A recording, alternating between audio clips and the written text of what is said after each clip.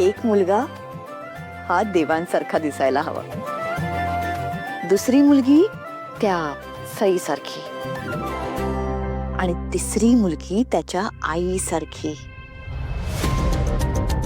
म्हणजे माझ्यासारखी. तुमच्यासारखी? असं कधी म्हणाला तो? कम ऑन वहिनी, कम ऑन.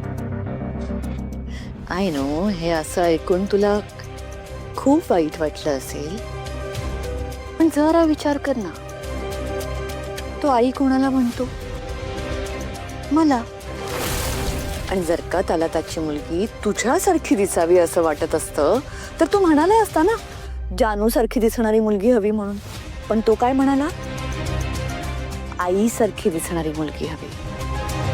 आई म्हणजे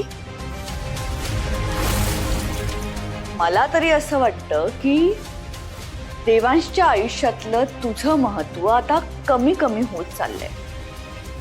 त्याच्या आयुष्यात तुझ्यासाठी खास अशी जागा नाहीच आहे.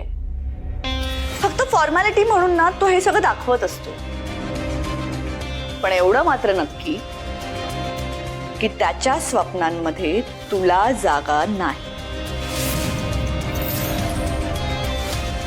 ताई हो, काही काय बोलताय तुम्ही? उगाच भलतं सलतं काहीतरी माझ्या मनात भरवू नका. मी काहीच भरवत नाहीये बाई. देवांश जे काही बोलला त्याचा अर्थ मी तुला नीट समजावून सांगते. आठव देवांश काय म्हणाला? त्याला त्याची मुलं हुशार पाहिजे. हुशार.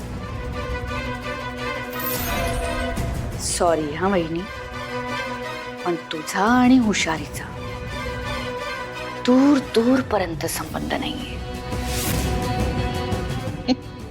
वहिनी आता तूच मला सांग, आपण ज्याच्यावर प्रेम करतो, ज्याचा खूप आदर करतो, आपल्याला आपलं मूल तसंच व्हावं असं वाटतं की नाही? हो की नाही? मग मला सांग, तुझा आदर करावा असं तू तर काहीच केलं नाहीये आयुष्यात. आणि प्रेम तर देवांश माझ्यावरच जास्त करतो. आजच नाही, अगदी लहानपणापासून.